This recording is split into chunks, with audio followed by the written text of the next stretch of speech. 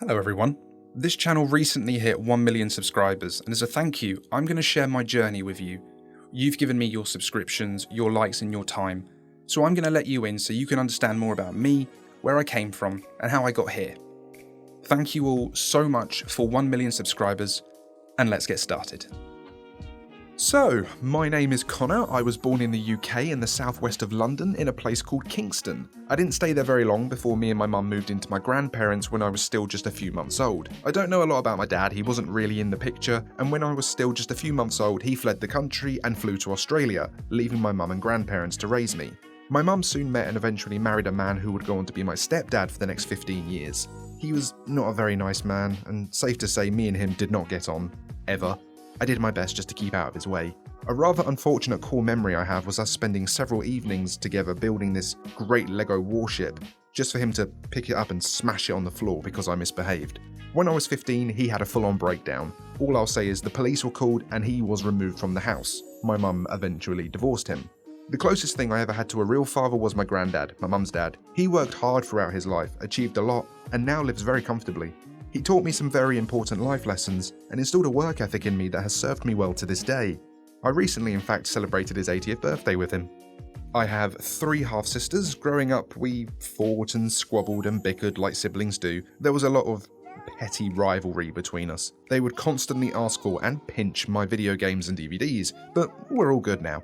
We also had 2 dogs, Jessie a Labrador, who I loved and was my whole world growing up, and there was Barney, my stepdad's dog, a Staffy Bull Terrier. He was cute and constantly wanted cuddles, but he was also sometimes quite aggressive and often fought with Jessie, so the two had to be separated for most of their lives. Looking back, I guess I was quite a reserved kid, I would say. I didn't go out and play with other kids. I preferred to spend my time in my room playing games and watching films. I considered it my own little personal space away from my annoying sisters and my arsehole stepdad. Like many kids, video games were a massive part of my childhood. I was playing them from when I was very young. My first game was Harry Potter on the PS1. GTA 4 and Dead Space were my favourites, which is probably where my love for gruesome monsters came from. I was also very accident prone while growing up. I have a lot of scars and I've had more x-rays than I can count.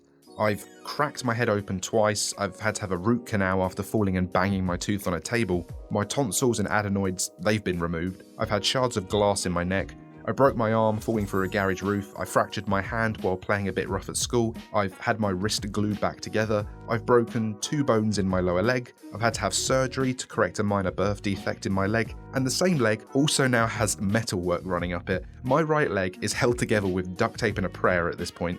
My school life really brought out the artistic side of me, I would say. I remember way back when I was in infant school, that would be 1st grade, I think, for my American viewers. We went on a school trip to Portsmouth to see the HMS Victory, this great old warship, and I did a sketch of it, and my teacher came out to find my mum just to show her the picture I drew. They were both very impressed. Secondary school came around, I was aged 11 or 6th grade, and the place we were currently living at was in a really rough neighbourhood. The local kids threatened us with petrol bombs and slashed the tyres on the car a couple of times. The police decided to move us for our safety, and so we moved to the next town over, and me and my sisters had to switch schools.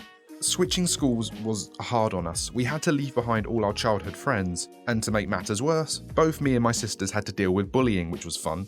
Weirdly for me, it wasn't the stereotypical school bullies who picked on me. Don't get me wrong, they were bullies, but they didn't pick on me. It was the cool kids. The kids who were popular and who were on all the sports teams, they picked on me.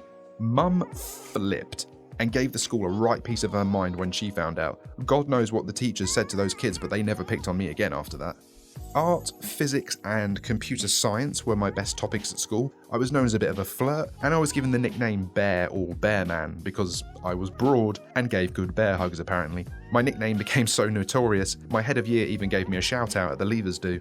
My social life during my teenage years sadly lagged behind my friends when it came to the wonders of online gaming. I was pretty down in the dumps because we had no Wi-Fi growing up, and all the other kids were enjoying things like Facebook, Twitter, YouTube and online gaming. The guys would ask me to play Call of Duty with them, but I had no internet, so the blissful joys and memories of Modern Warfare 2 Online passed me by. I failed French, but left secondary school with 9 GCSE qualifications and a diploma in computer science. My mum was very proud. I toddled off to college at 16. For my US viewers, that would be grade 11 for you guys, I think. Anyway, I enrolled in a course for an extended diploma in art and design, specialising in graphic design. At this point, I had no clue what I wanted to do with art. It was just what I enjoyed doing. I graduated with flying colours and left college with my level 3 diploma in art and design. Shout out to my awesome tutor, Paul Cook. My mum was very proud. Agreeing to almost 50 grand's worth of student debt later, I attended Brighton University to pursue a degree in graphic design. I suppose this would be the closest thing to US college for my US viewers. This was where the real Connor came out. I fucking loved university life. Everything was on me. I was now my own responsibility, and boy was I thrown in at the deep end. I didn't qualify for cheaper student accommodation. I don't know why. My mum didn't have a penny to her name and couldn't work, so I had to move in with 6 students, complete strangers. We found each other on Facebook on a page for other students rejected from student housing, and we settled for this absolute shithole of a building to call home for a year. It was damp, my window was right above a broken sewer pipe, and we had to sleep on mattresses on the floor for the first few months. But it was all part of going it on my own for me. I just left home, I was on my own in the big bad world, and so I had to start from the bottom. Literally, what with that sewer pipe. And so I moved from my little hometown of Alton in Hampshire, where I had grown up, to the city of Brighton in East Sussex. On the flip side of loving university life, I fucking hated university as an educational tool. The tutors were barely in, and when they were, they had like 100 students to deal with, so they were stretched thin, and the other students all formed their own little groups of people and set up barriers, so the classroom looked like an office full of cubicles, and they were all on MacBooks. I didn't fit in with this vibe, and so, like when I was a child, I retreated back to the comfort and safety of my bedroom and spent most of my days working from home. I had a small group of friends that I made on the first day that I hung out with, and they were cool, and we would go on to live together for the rest of university. It was great fun. I spent most of my first year drunk or hungover. I made some quite entertaining videos documenting some of our various shenanigans that you can find on an old YouTube channel of mine called Household Videos. I'll leave a link below. Living in Brighton wasn't cheap, and my loan wasn't covering my expenses, so I got a part-time job at the local aquarium. I worked at the tills every Sunday. It was here also that I met Jordan, the lovely lady who would go on to be my girlfriend and the mother of my daughter.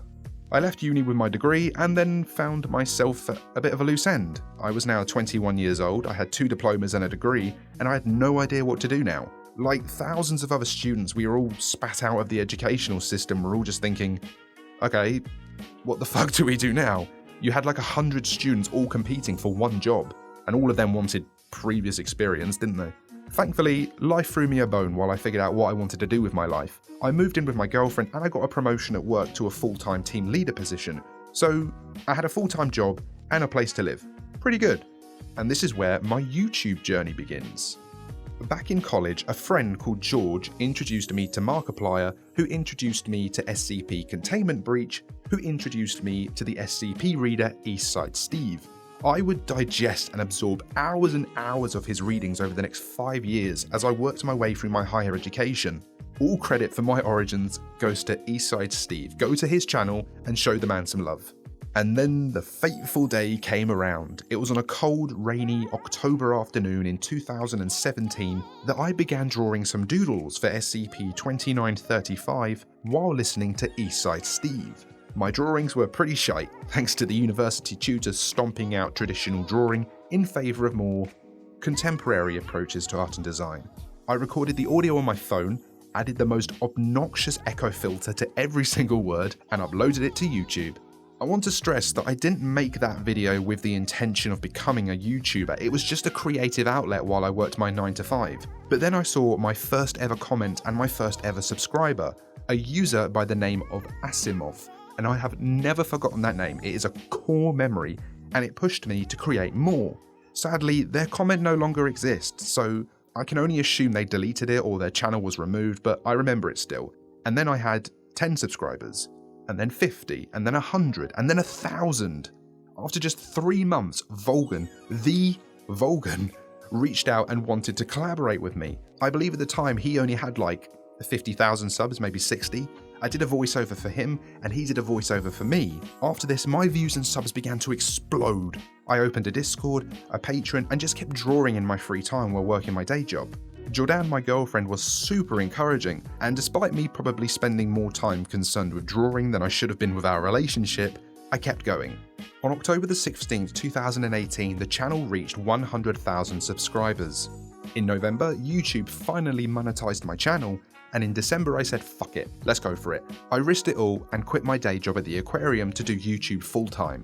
This was perfect for me. I now had a job in art that I was in full control of. Doing what I was doing was the absolute best possible outcome I could have hoped for. Drawing lots of gory horror monsters and getting paid for it. My channel was growing faster and faster, I was getting more collaborations, my drawings were getting incrementally better, I was getting sponsor offers, and the subs and views were only going up and up and up.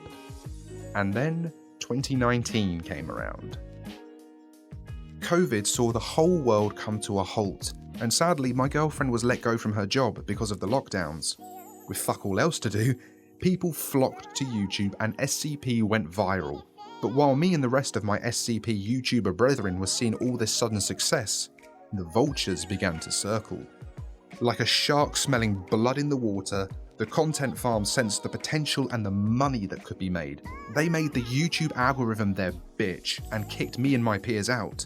For context, one man and a drawing monitor isn't going to stand a chance against a company with a dozen full-time outsourced animators. Sherm from Site42 has covered these channels extensively and how they operate, so I would recommend you watch his videos for more information. Me and my fellow SCP YouTubers saw our channels fall off big time. The success slowed, plateaued, and then began to fall. So I made a rather petulant video calling out the channels. Now I won't say who, because we agreed to keep the details private, but one of the bigger channel's CEOs slid into my DMs and said they were now getting death threats thanks to the video, so I took it down. I'm honestly quite surprised someone that successful would really care about a few anonymous comments on a YouTube video. I mean, I've never had a death threat, granted, but I couldn't give two fucks when I get a nasty comment on a video. But I didn't want to become the leafy as hair of the SCP YouTuber space, so like I said, I took it down. Anyway, time moved on, the pandemic came and went, and SCP began to fall off. The content farm's revenue dried up, and so most of them have now moved on to find the next big thing, or they've otherwise slowed down and found other ways to cut production costs. By now it was 2022 and I was having a bit of a crisis. I was stuck in a loop of making When Day Breaks SCP vs SCP videos and recycling popular SCPs just to stay in the algorithm. It sucked, and I wasn't enjoying it, it was just a very slow downward spiral. On the other hand, it was in 2022 that me and Jordan brought our baby daughter Ophelia into the world, and she is just awesome. Here, I managed to bribe her into saying a few words for us. Ophelia, would you like some lunch? Yeah. Can you say hello into the microphone? No. Please? Hey. Good enough. And it was while I was thinking back on my childhood and what I wanted for Ophelia, I decided I couldn't just sulk and do nothing and hope it would get better. And so in April of 2023, I decided to take the biggest risk an established YouTuber can make: change the channel niche. I decided that I needed to evolve and move with the times if I wanted to keep my job of drawing horror for a living. I couldn't just do SCP anymore. I embraced short-form content. While it wasn't quite my cup of tea, I could see short-form videos were here to stay, and I would be a fool to just ignore them because I didn't like it. I also began exploring non-SCP topics, some of which were more popular than others, but they were fun and exciting and I was learning. It brought the joy back to making videos because I was no longer doing the same SCPs, and it also brought back the drive because my views and subs exploded again thanks to the shorts. My first short, to this day, is my most watched video ever, and it's not even an SCP one. And on the 7th of August 2024, after almost 7 years, the channel finally reached the 1 million subscriber milestone, something that when I started, I never thought I would ever achieve. But as it got closer, it was all I wanted. I was hungry for that gold plaque. And here it is. I have worked so hard to get here, and I am so grateful to every single one of you that have watched, shared, commented, liked, and subscribed. Hopefully the video you've just seen shows you the journey that I've been on and just what this plaque means to me, what it symbolises. I'm going to leave a list of special thank yous down below in the pinned comment. I'll also pop in those university videos if you fancy a little giggle. Thank you to my patrons Tyrex, Andre Bachert, Viger and Infinite Tune, and I'll see you all soon for the next video.